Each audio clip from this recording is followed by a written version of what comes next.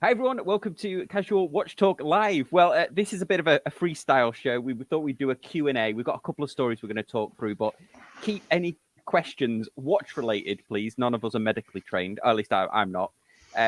So, yeah, if you've got any questions, keep them coming in the comment section. But let's do a wristwatch check. So, Mark from On Liberty on Instagram, what are you wearing today? I am wearing a Christopher Ward super compressor black sand. Ooh, nice. This is the version that sold so badly it went on sale within a month of it actually coming out. But to Christopher Ward's credit, they gave the people who bought them a 30 or 40% voucher for another Christopher Ward. Oh, really? Because I mean, the story behind the compressor case is like one of my favorite Christopher Ward stories, but it was the blue one, was it? That was of the original two, there was the black sand and the teal. Yeah. And for those who bought the black sand, whatever they didn't sell went on sale about 2 or 3 months afterwards at a 30% discount because it was so few people bought it. But then Christopher Ward said, "Oh, you might have seen your watches on sale. Here's a voucher, so you don't get too upset." That's good. Cool. Yeah, which is good. I mean, to me, it's the long-lasting color, and over time, I think you see more of the actual black sand now than you do of any other color. Yeah, there you go. And Pete, what are you wearing? Today, I am wearing. Hopefully, this works. Very nice. Edox Hydra Sub, on one hand, very conventional, on the other hand, very odd dive watch. If you just looked at the dial, it's like lots and lots of other watches, but then you extract out and look at the case, and Edox did something really bizarre and unusual and quite asymmetrical, which might be something we talk about later. Oh, yeah, we will. Todd, you're up next. I'm up next. You're up next. Living up to my name today, 1971 Seiko 6139-6002, and I can't get it to focus like Pete does. Why didn't I get the right webcam? That's what I'm saying. I'll put it back here. There we go. You need the Sony ZV-1 that's got the product showcase mode that goes into an auto macro mode. Oh. Yeah, that's what I use. ZV-10. ZEV10, that one. I use that one. And then I am wearing my my Seiko GMT with its misaligned chapter ring, but that's what ingratiates it. I'm warming to the misalignment now. I mean, I think that's actually part of Seiko's QC. Yes. They're not supposed to be aligned. It's just the way they are. That's how you tell they're real. Yep. Yeah, well, I looked into it, and Mark over at Long Island Watches, who does some of the best how-to videos that's ever been made, he actually did a how-to video on why the chapter rings are misaligned, and apparently there is a notch. There's a tolerance in it when they place the chapter ring in. There's a tolerance where it does move. So just as soon as the machine comes down, whatever orientation it is within the notch is how you get it misaligned. It's funny. I was watching the video the other day where we were talking about was it unpopular opinions, etc., and I suppose Mark, I think you're a process engineer or something, was A, my little thing wasn't particularly well understood, but B, you got sort of geeky about being a process engineer. My quality engineering background is about to come out. Everyone keeps talking about Seiko's QC issues. Seiko has no quality control issues. None. And I mean it. A quality control failure is what you describe when a watch that doesn't meet your specifications is released to the public. Yep. And this meets their spec. It's not a QC meets their fail. specs. It is not a QC fail. Yep. No, it's within the tolerance. Yeah. I mean, I should... it's within tolerance. Yep. I should defend myself. Academically, I'm a physical chemist. So I'm a material... but most of my career has been R&D linked to manufacturing. Yeah. So I'm not a process engineer, but I know what upsets them. Yeah. We have far too much technical people here. This is awesome. Is there such a thing as too much technical? No. I don't know. I've been on a couple of calls today with a lot of technical people, and I think that there might be a sweet spot there. Well, if we're talking about Breitling and Christopher Ward, that's probably the ideal show for us as well. Yeah, absolutely.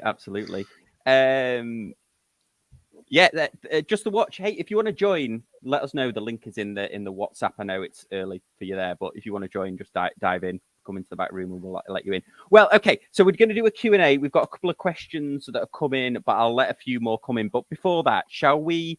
There was some big news today, and it's the new Breitlings, or is it an evolution of an existing Breitling? This new Premier VO1 chronograph, which looks like a more understated kind of chronomat, maybe. I don't know.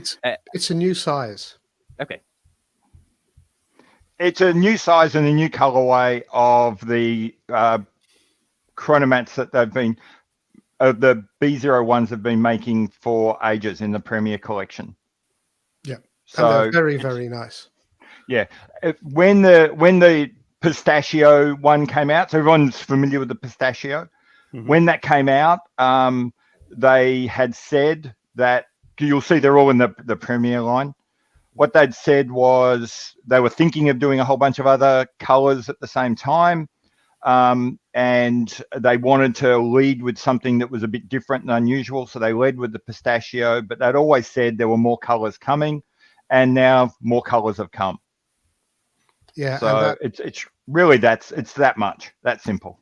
And the salmon pink that Sam is refusing to show. Is a here we very, go. very nice color. It is. Oh, yeah. Oh, right. I thought that was That's midnight the gold age. one. Yeah. So it's like a rose gold.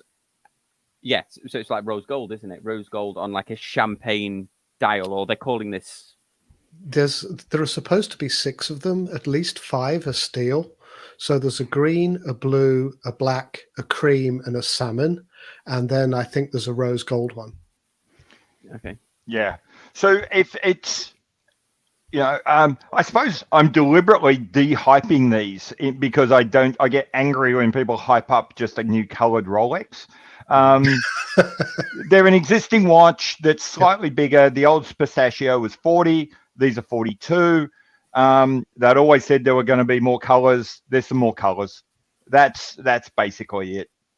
Okay. Yeah, but it's one of the nicer implementation of a two register chronograph. Yeah, it's a very clean. It's not retro, but it's not modern. It's in that sweet spot. In fact, George Kern would be doing a happy dance as you say those exact words, Mark. That's you just described his advertising tag of modern retro. Yeah, but it doesn't. This is going to sound terrible. It doesn't swing too far either way. It hits exactly. Hits that sweet spot. With the lozenge pushers, nice touch. That's a modern touch. The hands slightly to the retro side, but not too much. It's a very, very nice design. For me, it's in the sweet spot size, but I'm broke. I wasn't broke. That would be another story. So this is the salmon dial, isn't it? I clicked on the wrong one before. Yeah. This is the salmon stainless one, right? And I love these. I'm with the way that they do the numbers on the dial. I just love. It's almost like an old Hamilton pocket watch in a way too, but I just don't like the prices. I don't know if they're discounting these, but $9,100. It's like, for me, it's too much. So this good is luck sorry, Pete, go on. Good luck if you get one on a discount. They don't normally come up on discount. Part of the problem is you guys in the US are getting absolutely ripped off for the prices. They're very expensive in the US. If you show the Australian price on this is like 12,000 Australian, and that's including the 10% GST. You're being asked to pay like 14 grand plus tax. The US watch prices are almost across the board more expensive than anywhere else in the world. Yeah, that is interesting, isn't it? Because I would have thought UK would have been up there. U- At one point, the UK Breitlings were so cheap, you could buy an airline ticket from New York to London, fly to London, buy a Breitling, get your VAT return, fly home, and be £1,000 better off.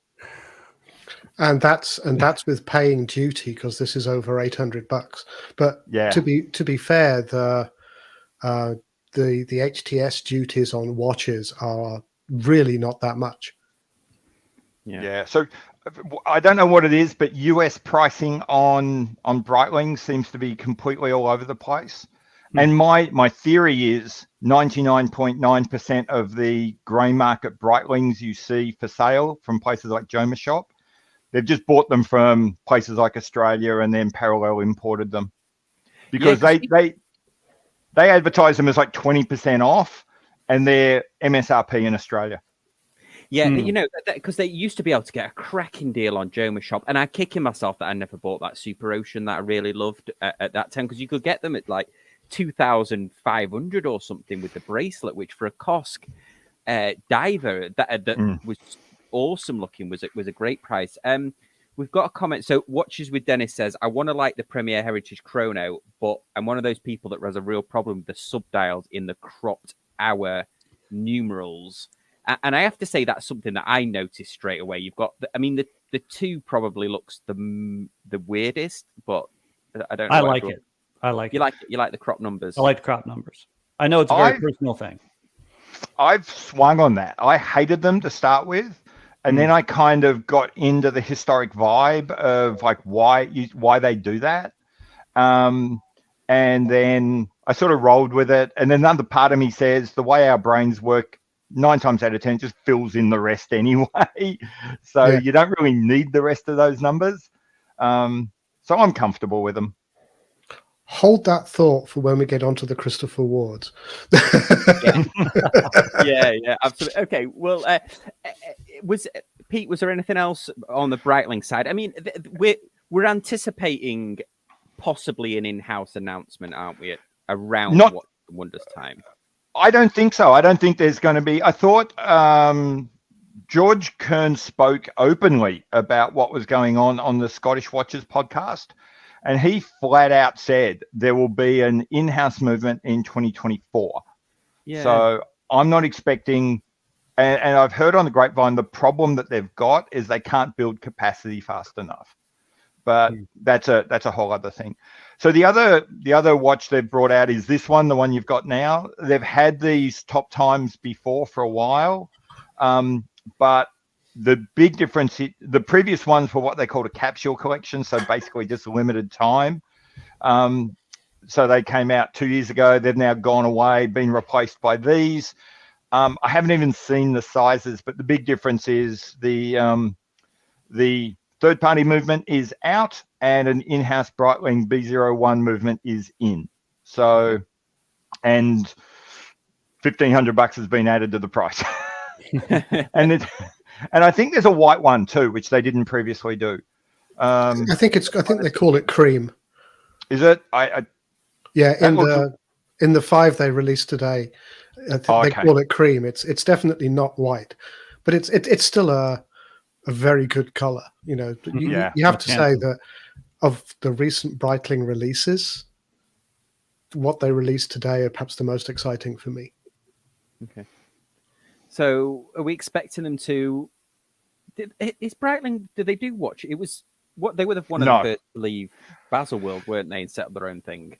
Yeah, they don't do any shows. The only one they get anyway involved in is it Geneva Watch Days, which is not really a show. That's just like everyone agrees to kind of release things and host people at their events. So that's really the only show they do. They do everything else standalone. They normally have a release a couple of weeks before Watches and Wonders. This is it. So this will be it for a couple of months. Yeah, I really like that. I've just noticed that integrated mesh bracelet. I'd be really interested in seeing that. It depends how much it curves at the end, isn't it? But that looks pretty cool. I don't think I've seen another watch with a curved. It's really hard to get a Milanese mesh. right. Some people do it very well, but it's generally hard to get it right. I don't know about the Breitlings, but the Omega titanium mesh bracelets are exceptional. Yeah, absolutely. Okay, well we've got a few questions coming through. Thanks everyone for your questions. I'm all starring them, so we'll go through a few as we go. But while we're waiting for a few more to come in, should we have a little talk about the old Christopher Ward? I made a video on. I'm a big fan of Christopher Ward. And I made a video with John about if anybody's not familiar, they've basically released two watches. They released a snow leopard, and they released a sea one. One's going for the a marine one. One's Blue Marine. Blue Marine Foundation is raising money for, and then this snow leopard is raising money for an animal charity that part of their work is snow leopard conservation. What I think's interesting about them is it using Christopher Ward's SH21 movement, which is actually a 5-day power reserve, amazingly. But I think perhaps we should talk about before we dive into it. What does everyone think of the way that they looked? I don't know if there's two side by side, is there? But there we go. So you've got the marine, and then you've got the snow leopard. The marine's got the waves, and the snow leopard has got a leopard style print on the dial. So I'll get everyone's opinions on it because I haven't asked this on our show yet. Pete, if no one else is going to jump in, I'll jump in. Go, Pete. Go, Pete. I really, really don't like the white. The animal print's hard to do, and it's particularly hard to do when you're like trying to, frankly, constrain costs on the manufacturer, and as a result, all of those stamped or 3D printed dials that are heavily this is textured, stamped. I believe it's stamped. Yeah, they always really risk coming off as cheap, and combine that with the animal print, and this just looks like a really cheap third micro brand kind of dial. So it's a no-go for me. I wouldn't buy that watch. The blue one I think works a little better. It's probably still stamped, but maybe because the lines are longer and they're able to get a better edging, it approaches something like the Omega laser cuts, but it's just not there. And again, this isn't slamming Christopher Ward. I think there's only one company that seems to be able to do stamped dial textures and not have them look cheap, and that's Seiko. No one else seems to have managed to do this. So I wouldn't buy either of them. I don't own a single watch with this kind of stamped or 3D printed dial textures. They just don't work. As one of the resident Christopher Ward superfans, these remind me of Christopher Ward's love of asymmetry that they've had for 4 or 5 years now. You know, when the logo was at 9 o'clock, the white, the snow leopard, I don't think you'll actually really notice the texture on the dial when it's at real life and at 41 mil on the wrist, which is a shame. I think they could have done much better there. I like the way that the two sub-registers stand out better on the snow leopard than they do on the blue marine. There is a bit of a disconnect between the applied indices and the printed logo. They are, going to be well executed for what they are. Christopher Ward don't get the credit that the SH21 really deserves, but I don't know that this, I think, is the 3rd or the 4th time they've actually used this combination. It's hand wound. Again, it's asymmetry. It's 9 o'clock and it's 6 o'clock. They had to cut off half the indices, which looks weird.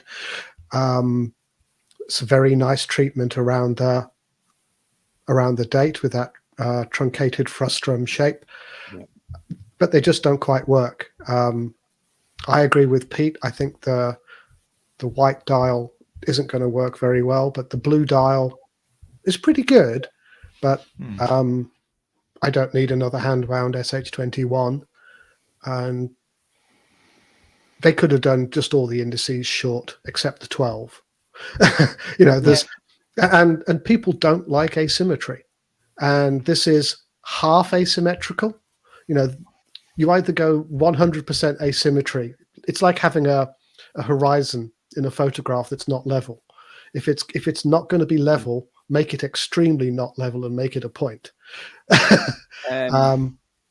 yeah, I think these are all though. This particular one, I think this is just a skeletonized rotor.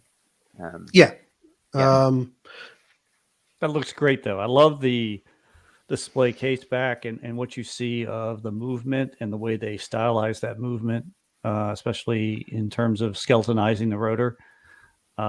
It does look super sharp, especially remembering that this is what, $1,700 US. Yeah, it's. I think it's like $2,000 actually. It's it's a little bit. The press release for these was just not helpful. Yeah. Because people were making videos about this and they didn't know what the size was. Saying it's a 39mm case. Well, unfortunately, the SH21 doesn't fit in a 39mm case. But the press release wasn't that helpful.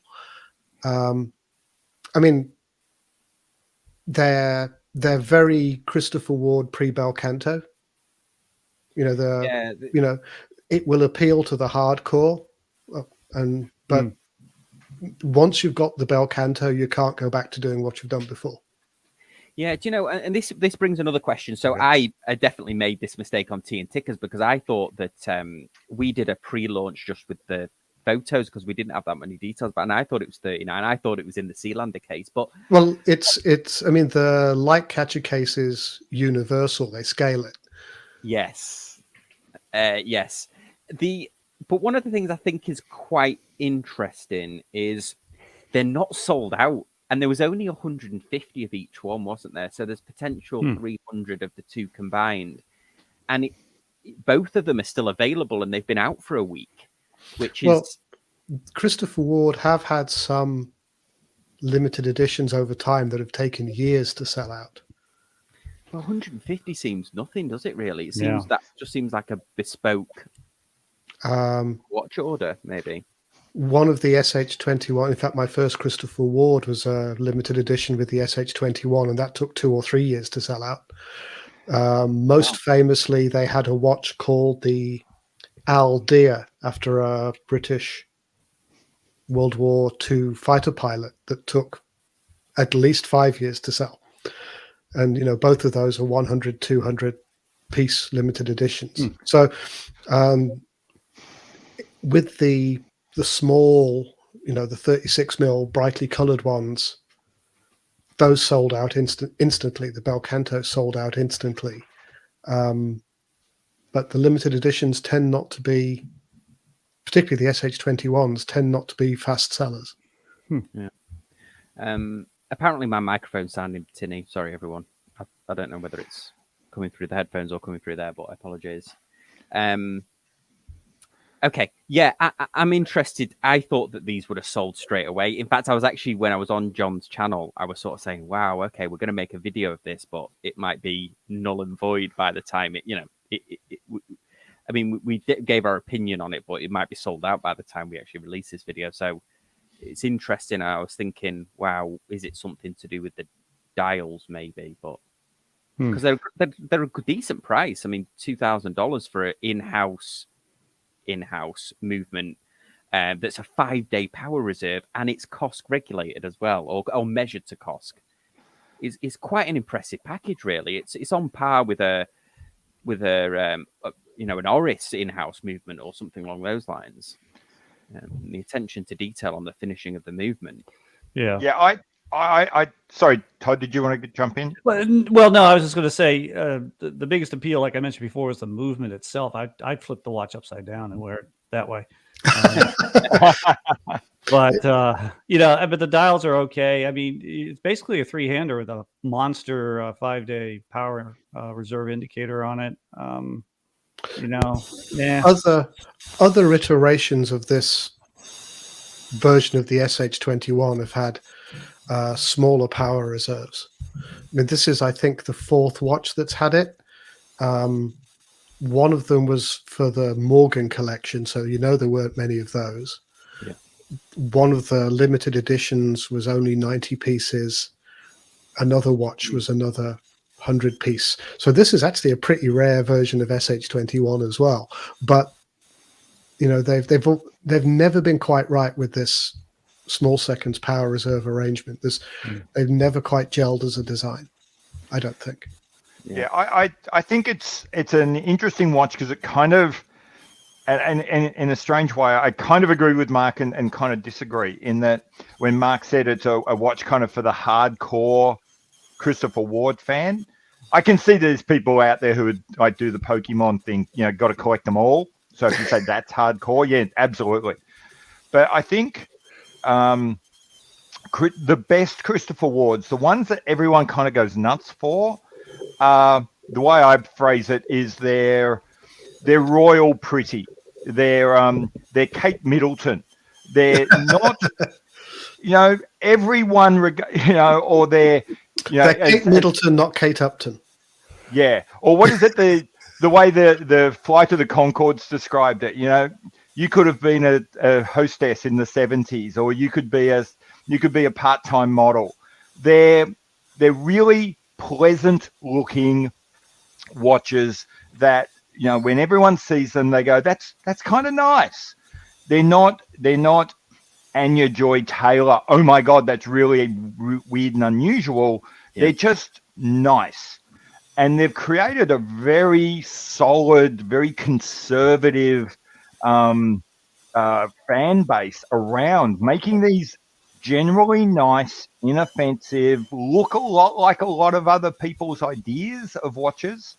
And then they go and produce something like this, which is a little bit quirky and it's a bit asymmetrical and doesn't quite fit. And the hardcore buyer goes, that's not the Christopher Ward I'm here for.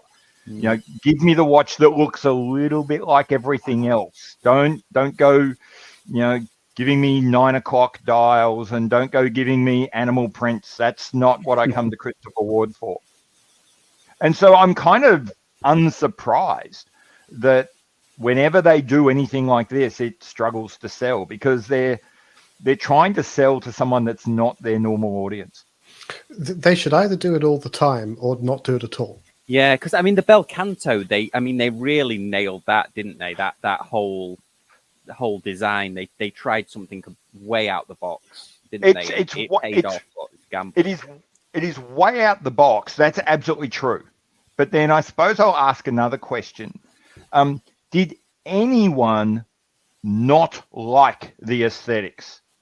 Like really dislike the aesthetics of the Bel Canto? It was unusual and different to what Christopher Ward have done in the past. That's absolutely true. But it was also something that was crowd pleasing. Everyone liked that design. There were a few people who didn't like the screaming chicken. Yeah, that's true. But other than that, and I think I was just going to say, I think Christopher Ward, they are a mass market, and I mean that in terms of they make watches that are intended to be liked by everyone. And when they make watches that aren't going to be that kind of mass market, everyone's going to appeal to this, then their normal audience kind of gets turned away. And the other audience that doesn't like stuff that's advertised for the mass market, they're not paying attention anyway because they don't want to buy a Christopher Ward full stop. Yep. So these watches are kind of neither fish nor fowl. Yeah. Michael saying it sounds like they're damned if they do and damned if they don't. Well, That's yes, exactly you're quite right, Michael. You really are. Yes. Yeah. Somebody said, Bill said some people complained about the lack of legibility. It's not about telling the time. Exactly. That's what I said in my nothing. I complained. Yeah, I actually said in my review that it's the contrast between the the timekeeping components, they're all silver, so it is hard. But that's not why you. To be fair, that's not why you buy it. Although Yeah. they did come out with a limited edition bel canto that had blued hands. That was very, very nice. Yeah. I'm waiting for my salmon dial one to arrive. Or well, I gotta guess they've got to. It's supposed to be June. I think they're going to come to me for the last payment, and so I'm looking forward to that Awesome. very much. Okay, Well, so so we have now you can be an official member of Christopher Ward Review or That's Christopher Ward. Christopher Ward. Have to get the hat and take the pills. Yeah, Christopher Ward talk. Okay, so we've got a couple of questions coming in now. So Patrick, who can't be with us, he's celebrating his wife's birthday. So happy birthday, Patrick's wife's birthday. Patrick's wife, sorry. So the question is, what's your only one realistic grail that you can actually be bought, that you can actually buy and can afford, or eventually would be able to afford? Do you want me to take that one first? Because I got an easy answer. Yeah, go on. The Speedmaster Canopus Gold, the white gold Speedmaster on the bracelet, which is, and the definition of can afford is, if I didn't leave my house for 3 years and saved every penny I actually earned, could I scrape together $55,000? But yes, that Speedmaster is absolutely stunning. It gets this one. No, that's the one. Oh, No. Ooh, Because that's got a moon phase. Okay. Look under Speedmaster Moonwatch Okay. and scroll down. There This you one. go. That's the puppy. Oh wow. Okay. Wow. $51,000. Wow. Okay. And I was lucky enough that my local boutique let me try one on. And that's like 300 plus grams of gold on your wrist. It's stunning. oh, wow! It had to feel awesome. It does. It's never felt a watch like that on my wrist before. And I've got heavy Seamasters, but that is a whole new league. And so that would be my grail, Patrick. Okay. But if my wife catches me buying it, he'll be seeing me professionally very quickly. You'll be closer to the. I'll be closer to the exit than the entrance very quickly at that point. Yeah. Okay. Who wants to take it next? Who wants to do the great affordable grail, obtainable grail? I guess I can do it. Go on. Yeah. It's an Alangazon. Okay. Maybe the Zeitwerk, or maybe the Grand Longue. Maybe one of those two, but I'd get it used. And in fact, Watchbox over here, which is based out of Philadelphia, they're really, really big into Alanghe, and they have a lot of the ones used or pre-owned. The Zeitwerks is just an incredible looking watch, isn't it? Yeah, it's just that blue one is really, to me, that speaks volumes. I have no idea how much it costs. Yeah, it's got the jump hour and the minutes as well. Mm-hmm. Yeah, I wouldn't be surprised if this might be a Bel Canto 2. They might try, because it's got the jump hour mechanism, hasn't it? Do you know what I mean? Whether they might have something a little cheekily. I don't know how hard it would be to do the jump minute. But the jump hour with the chiming mechanism. That's a whole bunch of modules to build on an SW200, by the way. Yeah, I actually really like this. There's an interesting video on YouTube actually of a gentleman who bought a Zeitwerks and then something went. Something went horribly wrong and he didn't get very good customer service. There was lots of issues. Yeah, but okay, I'll go last. Pete, have you got one obtainable grail? Not really, but I'll give it so I don't really work that way, but the watch that, if you like, is the closest today. It will be different this afternoon, but right now, what I would say is the Arnold and Son Globetrotter in steel, limited edition with blue dial. That's very specific. It is.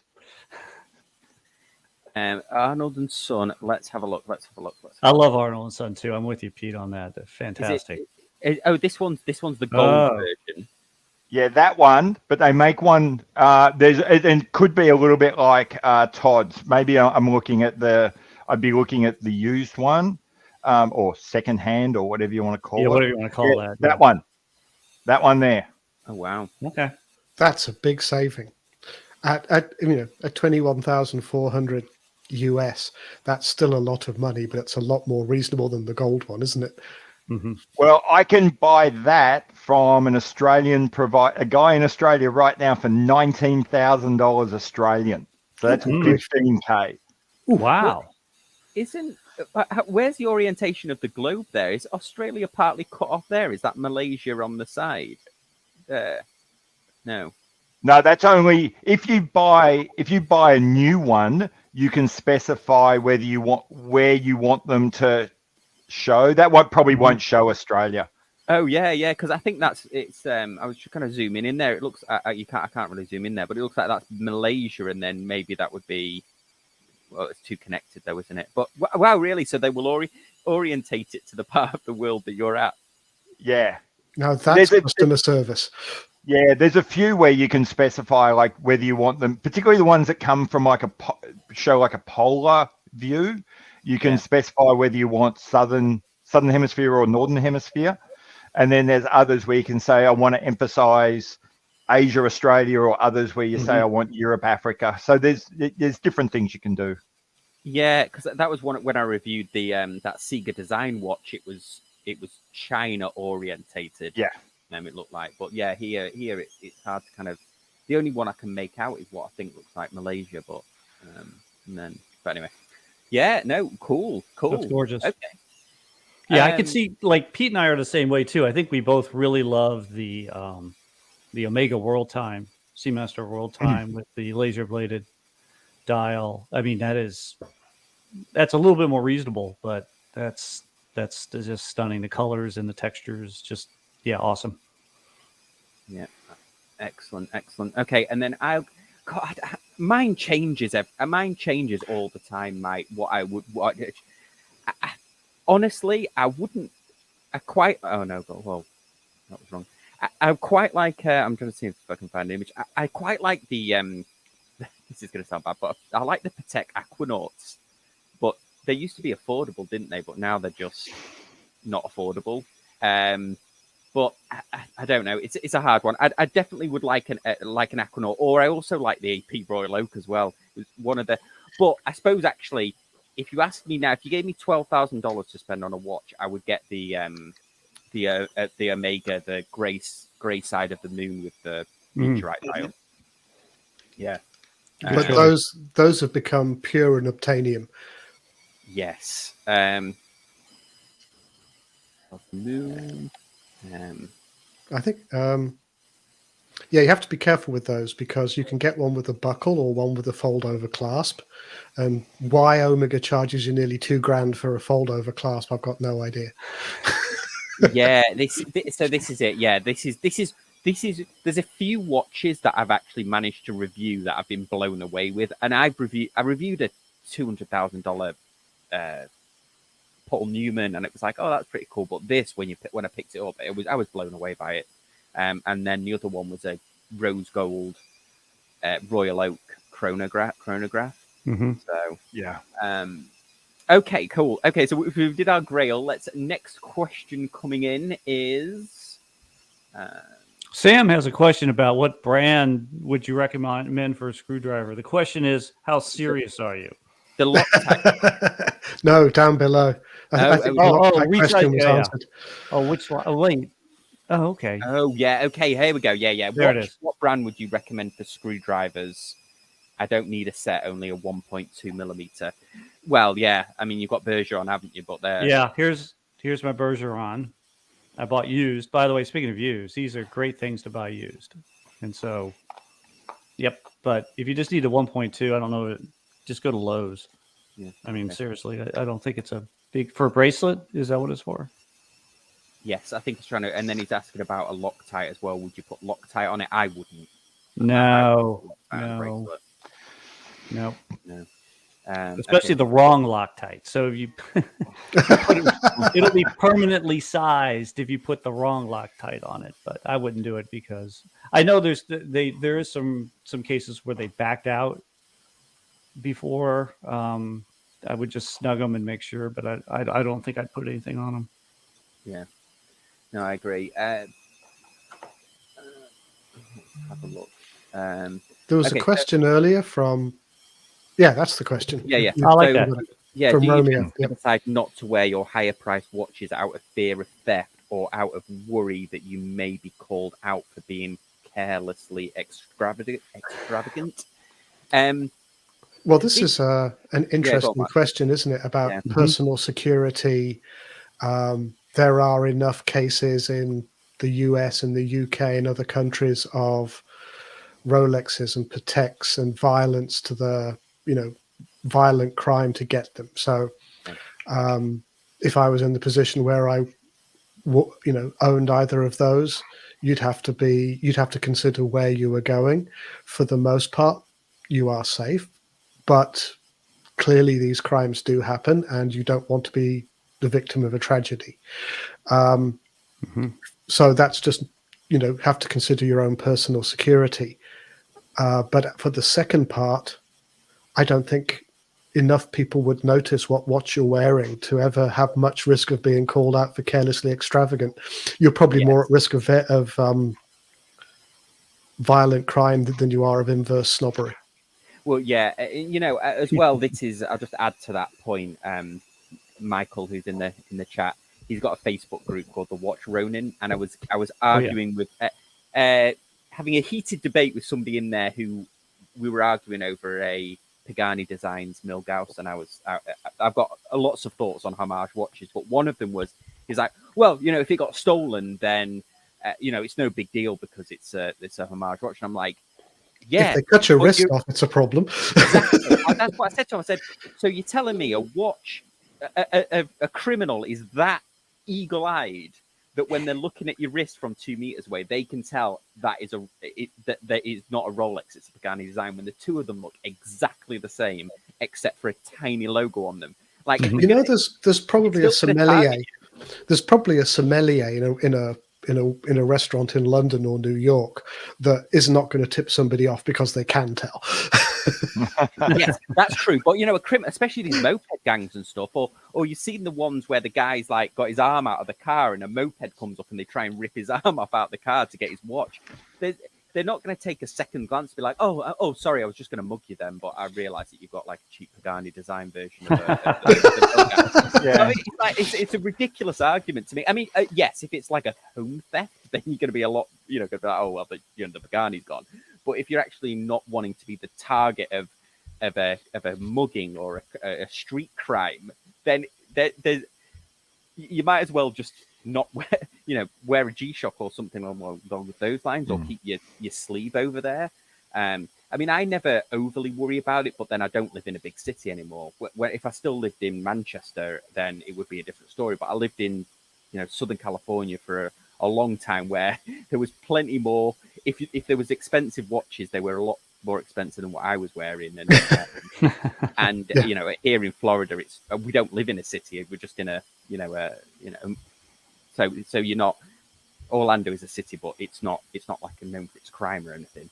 But I don't overly worry about it. I don't worry about traveling because also, like, most people don't notice your watch, do they? I think maybe it's a thing in America, whereas perhaps in European countries or they're more attuned to what these watches are. But I think in the US they're not necessarily.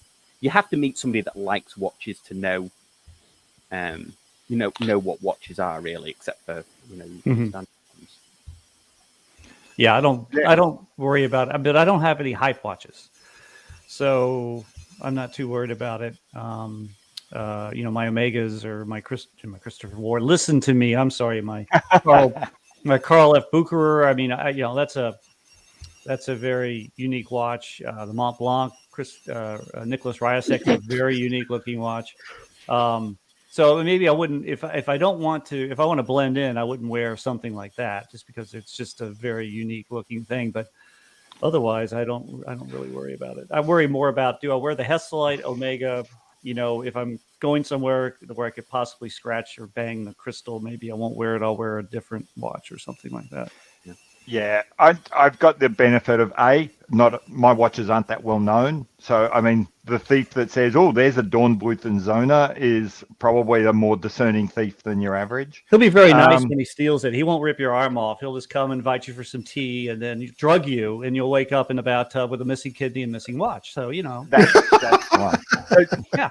So those guys. So one, I don't have the kind of watches that kind of draw that attention. Secondly, I live in Australia. So it's just a completely different environment. I sort of watch these overseas shows about personal security and what's going to happen. Having a bug out bag and what sort of EDC I need to carry, and I just go, what universe do you people live in? Yeah. So it's just not something you have to worry about in Australia. Well, no, but to your point, I've been to Australia several times, of course. What you have to worry about in Australia are, number one, every living creature, like the plants and the animals, they want to kill you. They all want to kill you. So who cares about a watch when the plants are trying to blind you? You drive on the wrong side of the road, so it's no. Australia drives on the right side of the road. No. Everywhere else is wrong. How many people in Sydney get creamed by buses? Whenever I've been there, that's the thing they've warned us about: is you got to look both ways, or people don't. Overseas tourists do. Yeah, so overseas tourists get smack. I mean, that's what I'm worried about when I'm in Australia. Not a watch being stolen. Exactly. That's why when you go to London, you'll see far more signs painted on the road telling you which way to look. Well, Dave, thanks for joining us. Here. Oh, it's not that sound. Nope. Okay, he's gone for the battery. So, okay. Well, let's go to the next question. So, let's just kind of go through these. So, Orange Hand says, question for the panel: what's a watch you liked at first, but then you soured on, and why? And I'll do this first, and I'll be very quick. And it is this Squale, so or Squale watch. And I bought this Squale watch. Of course, everyone who's ever watched YouTube knows why I bought this watch, because it's hyped up by somebody who I respect, a fellow YouTuber. But this is the single most uncomfortable watch I have ever worn. It is so top heavy. The crystal is so thick. It literally hangs off your wrist. And straight away, I was like, I just cannot do it. I just couldn't do it. And I couldn't send it back because I'd unwrapped it.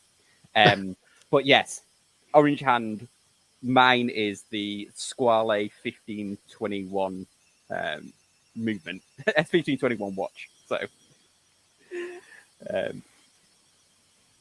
who wants to go next on question for the panel? What's a watch you liked at first, but then soured on, and why? Dave, actually, you joined. Can you hear us? Yeah, sorry, I'm in now. I had a little bit of trouble at first with the audio, but I think I got it. Did I sound okay? Yeah, perfect. Thanks. Yeah, welcome.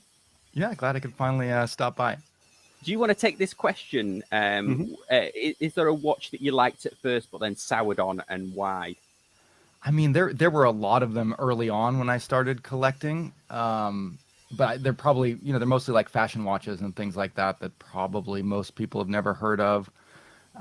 There was one I got that like really early on when I started collecting. It was a watch from Momentum Watches, so they're kind of a micro brand out of Canada.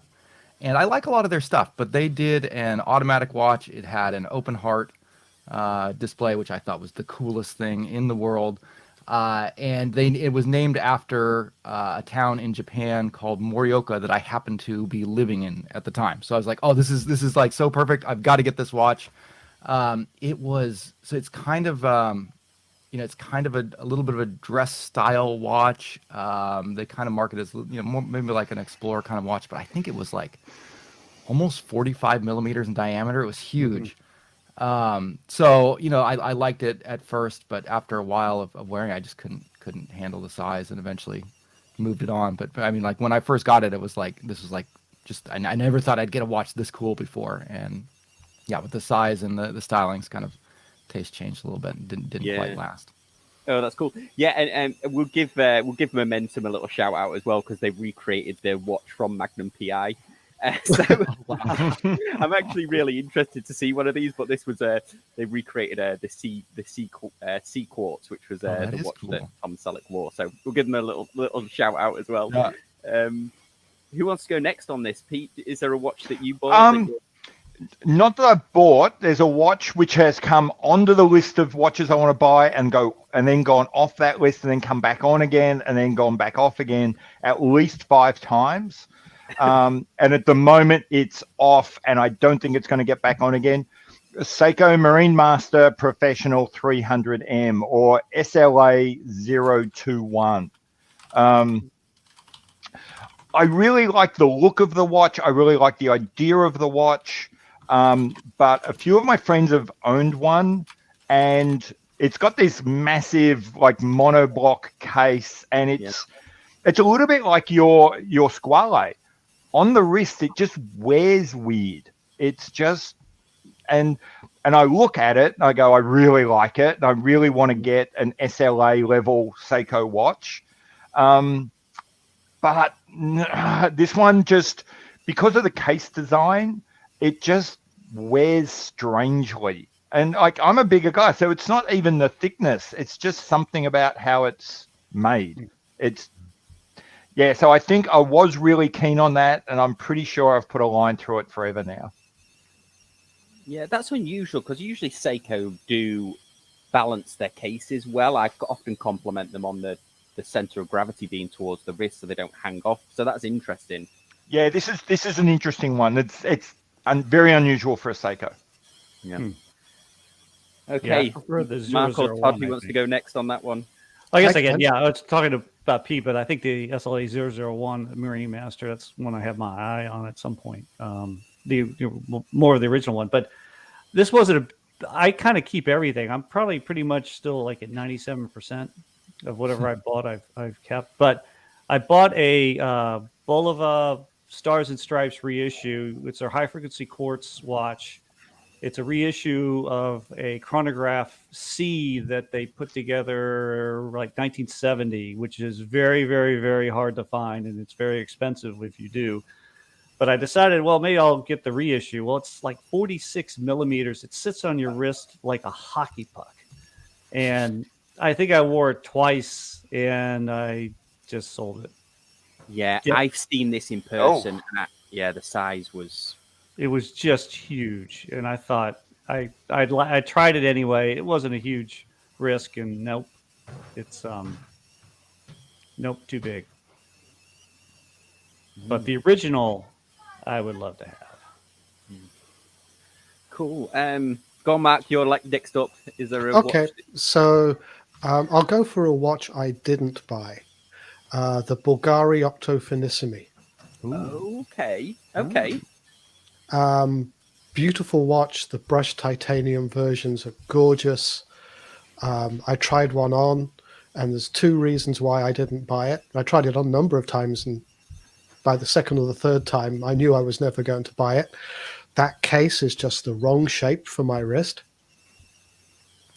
It just doesn't wear comfortably, even though it's slim and it's light. It just doesn't fit the top of my wrist at all. And then its biggest crime is that the bracelet is a wrist shaver. Even if I don't have particularly hairy wrists, but they were naked after just a minute. That bracelet totally shaved my wrist, and it was painful every second it did it. Wow. So you sit there and go, I would really, really want to buy this watch, but it's too painful. And you just go, nope, can't do it. Because every time I put it on, I'd be screaming. And it's a watch I regret that I can't wear because I'd love one, but I'm not going to be in pain for wearing a watch. Yeah, well, okay. Well, there you go. Well, let's go through these next questions. We've got a very specific one, and Dave, I don't know if you might know the answer to this one or have a suggestion, but somebody's asked, looking for a Pepsi bezel watch with a bright blue and red colorway for under $1,500. Like the new Jack Mason GMT, but not now it's sold out. Any ideas? I already have a Christopher Ward. I got an idea that might help too. Yeah. Go on then, Mark. It's the Mido Ocean Star GMT. Now it's a big watch. It's 44 mil, and it's a I've looked at it a couple of times. It's a little too shiny. The bracelet is quite highly polished, but that's if I wasn't as broke as a church mouse, that would certainly be one that I might think about. That's the one. It's a very, very nice watch, but the images don't show you how shiny it is. That bracelet is very shiny. Okay, wow. And it comes with the actual... Comes with a NATO or a nylon strap. Very nice watch. But it is big. It's 44 mil, and it wears like a 44 mil. Wow. Yeah, there's so many Pepsi bezel watches, isn't there, at the That's moment? not Pepsi bezel. That's a blue bezel. It's the chapter rings. Yeah. That's what makes it different. Yeah. And as a combination, as a colorway, that's a very, very nice watch. Is this for a GMT that the question is? Yeah, For Pepsi bezel GMT? Does glycine make anything with I mean, they have so many Airman variations. Is there one with a Pepsi bezel? I don't know. There's probably a Steinhardt. There will definitely be a Steinhardt. If there's a Rolex version, there will be a Steinhardt. I have got a no Steinhardt policy on this. Watches and Wonders is coming up. There's a half decent chance there'll be a Tudor in a couple of weeks. Yeah, but that's not going to be under 1,500. That's true. Do you know what? I can't actually. There wasn't an Airman, Todd, and I can't actually find the. I bet you there's a JDM Citizen somewhere that looks like that. Oh, there might be. You can see how many possible combinations of glycines you can get, though.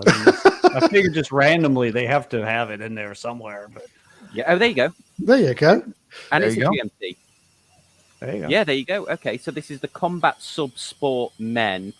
It's going to be it's above the budget, but it's another option certainly. Well, plus they're owned by Invicta now, so you'll probably be able to get it for like 50% off. But Joma might carry them. Yeah, I bet you get these on Joma. So that's the Combat Sub Sport Men. Men's watch. Okay. Yeah, if he doesn't mind it not being a GMT, there's a couple of Orients too that they're out there. If you want to go way under 1,500 limit, they've got a new version of the Kamasu that's got a Pepsi bezel, and then the Baby Triton also has a Pepsi. And that Jack Mason that he's talking about, I heard from them recently. They should be coming back in stock in April or May. So if you want to hold out for that, that's probably going to be an option. Oh yeah, okay, yeah. So you've got there you go. That's a great one. Yeah, Orient. Yeah, that one right there. That's a new version of the Kamasu that just came out, I think last year. That's pretty sharp looking for the colors. Pretty bright. Yeah. If you go to just Noman, I was searching them because I know they sell a lot of glycines. Yes, that glycine combat sub from them is 1,400 US, sorry, 1,400 Australian. So that's going to be what, 1,100 US. Okay, yeah. So there you go. You're spot on there. Let's see if we've got any more that came through. So somebody's asked about the same question. Like, has anybody of Kobold watch? I haven't. I know they exist. I know there was some odd story about almost but not quite going broke and not quite sending money back and things, but that's about all I can tell you about Kobold. Okay, so they look a little like a Damasco, sort of. Yeah, no, this is the first that I've heard of them. It appear to be quartz. Interesting design. Okay.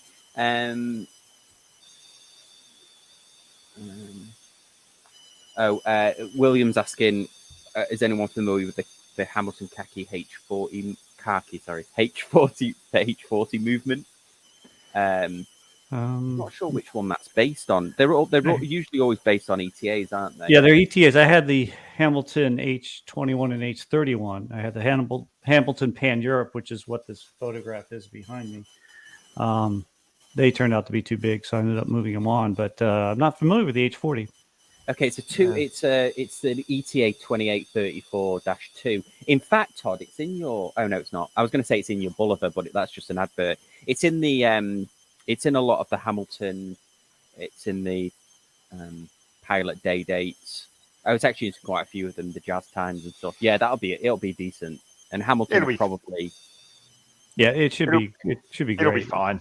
Yeah, Yep. it's probably laser set. It's probably one that you can't adjust, but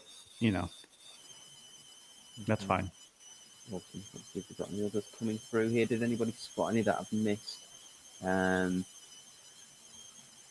Oh yeah. Okay, so here you go. The question for the panel: Do you own or have you ever owned a 24-hour dialed watch like an Airman? Go on, Todd. I haven't done a true 24-hour watch where you get one cycle in 24 hours, which you can get with the glycine. It's what is it called? The True Airman, or I forgot the term. Purist. Thank you, Purist. I have not actually owned one. I've got two on my watch list, and I'm thinking of picking one up maybe this year. There's actually a weird little French or Italian brand that makes one that is kind of curious in that they've messed with the orientation a little bit, so that the 12 is at the top and the 24 is at the bottom, matching, giving you a kind of when the hand is when we're at daytime and the sun is high, the hand is high, and when it's nighttime and the sun is low, the hand is low, type thing. And as the hand is coming over the horizon, the sun is coming over the horizon. So that's kind of cool.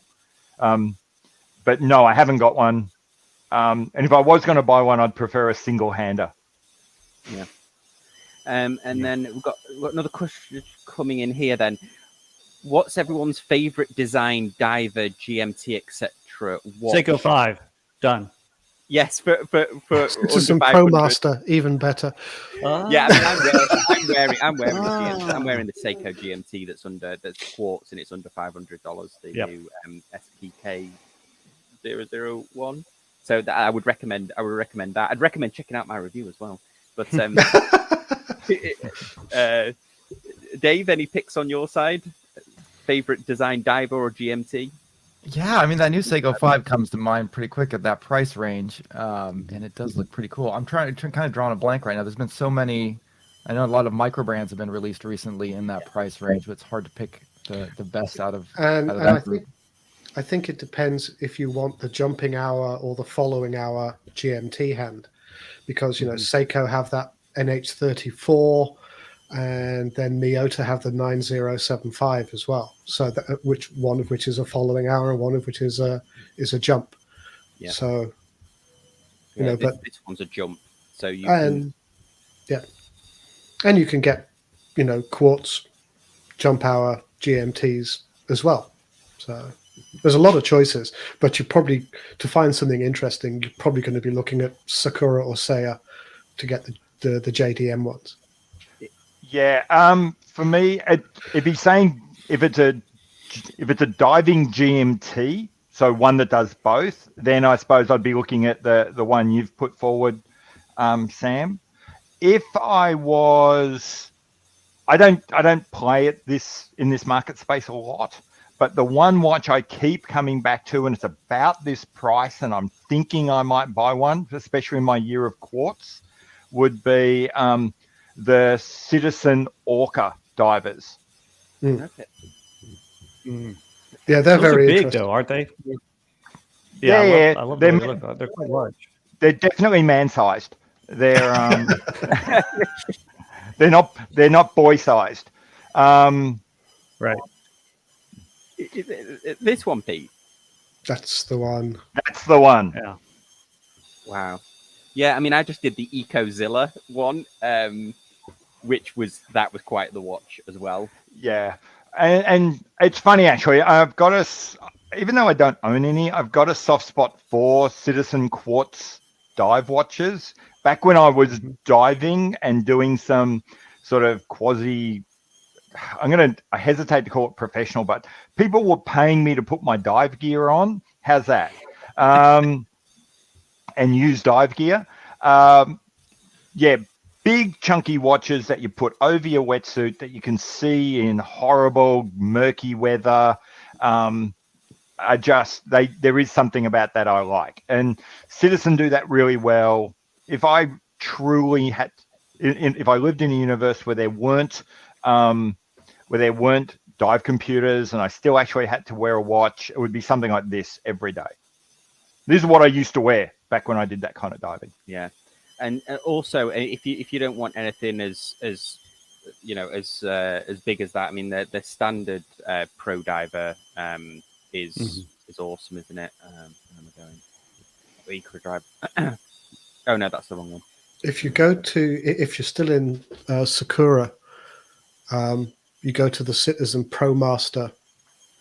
I think it's page 2. There's a good one there too.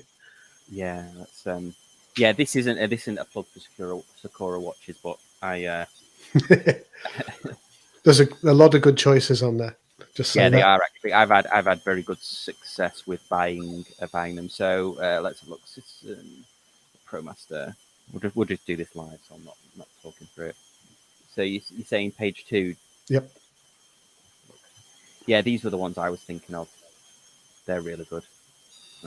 And we're looking for the blue dot. There you go. The second one. Oh, that's like a diving GMT. Yep. That's good looking. Yeah, That's quartz, but it's a great looking watch. Mm-hmm. Yeah, Citizen gets overlooked, but they do have a lot of really fun things. I suppose the Safani's probably in your price range there too. Another watch I quite like. Is that a Citizen? No, the Seiko Arnis. Oh, yeah. Oh yeah, sorry. yep. Yeah.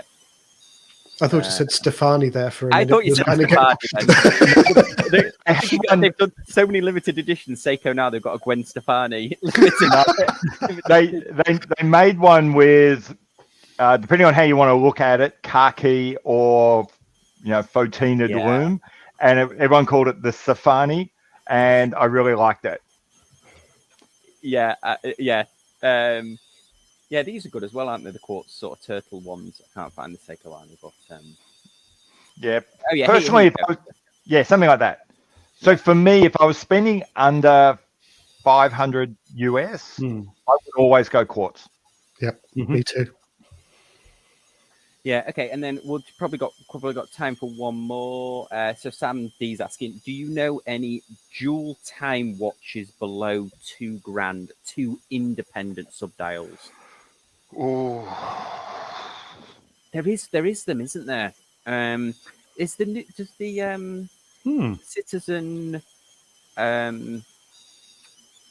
the Blue Angels, does that have a? Oh, the Anti-Digi? Yeah. Yeah, could do. I mean, Dare I say VK64? Oh no, that's not independent time. It's not independent time. Sorry, guys. Yeah, I was thinking something along this line. I don't know whether that secondary dial is a. Yeah. It's got 24 hours on it, so I don't know whether that's a secondary time zone. The Seiko Flightmaster can do it. It's got a subdial that's it's an alarm, but you can also set it to a second time zone and still have a different time on that subdial. The SNA 411. Yeah, let's see. That's flighty. Yeah, you can pick those up for really cheap. Yeah. Okay. Let's have a look. I was thinking you could always get a JLC. Due time. Yeah. The price will start with a 2, but there'll be a damn sight more zeros after it. Yeah. I'm trying to find the. Oh, yeah. Okay, so Joma's got the Flightmaster. Yeah, there you go. Okay. So that little sundial at 6 o'clock. It's meant for an alarm, but you can set it to a second time zone too. Cool. Oh, that's really cool. Yeah. The closest I can get, okay, so it's not going to be 2K, and I'm going to say he's talking US, except perhaps if you wanted to buy a woman's version, would be, so it's definitely a dual time, would be the Ulysse Nardin dual time. Now, it's not 2 subdials. One of them is a digital, it's a mechanical watch, but one of them is a digital display of your home time. Yeah. Listen, done. Jewel. Oh, is it not the diving? No, no. So if you go to like their website, and you're talking old watches, you're not talking brand new. Brand new, they're like 10K. Yeah, yeah. But if you're happy to buy one from around 2000, so if you went to Chrono 24 or something, and so that dual time movement where they have the big date and then the home time over on a digital dial, they've been using that for 20 years in various iterations of watches. And if you go back to some of the older ones and you're happy to buy it off Chrono 24, you could maybe buy one. I've seen them for probably around 3K. Yeah, do you know this watch? It's you know why I was thinking of it, because Jeff Bezos wears one. Yeah. That's his watch, isn't it? The dual time, Jeff Bezos's watch. Yeah, so they've been. It's actually, if you've heard of the brand Oxen Jr., he used to work for Ulysse Nardin. He designed this movement, and his speciality is taking base movements and then making them do amazing things with hardly any extra parts. So that big date and home time function is all built over the top of like a standard ETA with like 5 extra components. Okay. Which on one hand is not great value for money, perhaps, but then on the other hand, it means it's absolutely bulletproof. It's essentially you're buying what feels like super high horology, but you can take to pretty much anyone and get it serviced. Yeah. Somebody's mentioned the Oris Atelier. Oh yeah. It's used on the second-hand market. Okay. There you go. Okay, well, there you go. There's some chips. And then probably I've just noticed one last question, which was, I know we've gone over a little bit, but so Bruce is back with which Speedmaster would you get on the used market? I think any you can get your hands on, probably. Well, you could go obscure and go the Mark 4.5 TV dial. It says Speedmaster, doesn't say Speedmaster Professional or Moonwatch. Yeah, I wouldn't be getting a Moonwatch. I think they're kind of the dullest ones. I'd be thinking one of the racings, maybe a Mark II. The Schumacher's, I'm big sucker for the Schumacher special editions. There was one they did with kind of a black dial and the orange around the orange markers. Yeah, that's the Speedmaster I'd continually go back and look at. It's funny. Here's the Mark 40, the black dial Mark 40. Yeah. Great one. It's funny. So they're the reduced, aren't they? The speedy reduced, they used to call them back in the day. Yeah, it's a speedy reduced case, so it's 39, and this is the triple date. So it's pretty cool watch. But it's funny that the Speedmaster Mark II, the 2014 reissues, although they didn't sell, they don't show up on Chrono 24 very often either. Yeah, there's one on Chrono 24 I'm tracking now for 3,500 Australian. That's a bargain. Yeah. And I found this to be quite. I don't know. This is one of those ones where I tried them on and the case didn't fit me. But that's the Rio Olympic one. I didn't. No, that's not the Rio. It's not. Oh, you're right. No, that's the same color one. The Rio doesn't have the two-tone bracelet. You're right. You're right. So that has some gold in it then. Yeah. This one's way over the two. This is 11,000. This one. I love the racing dial Mark IIs. Yep. That's my favorite. Yeah, I think the speedy reduced is a good one, a good all-rounder as well, isn't it? Because it's got, even they've gone up a lot though. They have the trick with these is you just don't want to get one without an unknown service history because they're expensive to service because of the module on top. Okay, they've got, is it Dubois chrono movement on the reduced? I sent you through a link to the one I'd be interested in. So if you look in the private chat, Sam. Yeah, let me pull that one up.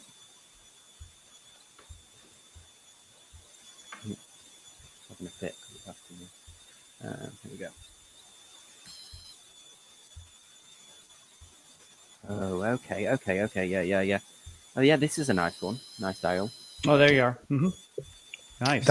That's one you've got to be very careful with, Pete. There's a lot of Franken watches with that one. Yeah. That dial was Franken watch to heck. Yes, I'm not saying I'd necessarily buy that one because, as you said, it's kind of remarkably cheap. But I keep it as a record of that's the style of watch I'd be interested in. Yeah, but that's a classic. That's a very nice one. Good taste there. Awesome. Okay. Well, I think we've definitely gone over a little bit. So thanks, everyone. And yes, Dave, thanks for joining. Thanks for joining us. I'm glad I could. Yeah, sorry I was late. I just saw No you guys worries. were on. Figured I'd jump over. Pleasure to meet you for the first time, Dave. Yeah, Mark, nice to meet you too. Yeah. Okay. Well, we'll end the broadcast. We'll stay in the back room for a second. But thanks everyone for joining, and thank you for all the great comments as well. Maybe we'll do this on like a monthly basis or something. But yeah, very very much appreciated, and we'll see you on Sunday for the Sunday Social. Thanks everyone. Thank you all. Thank you all. Yeah. Okay.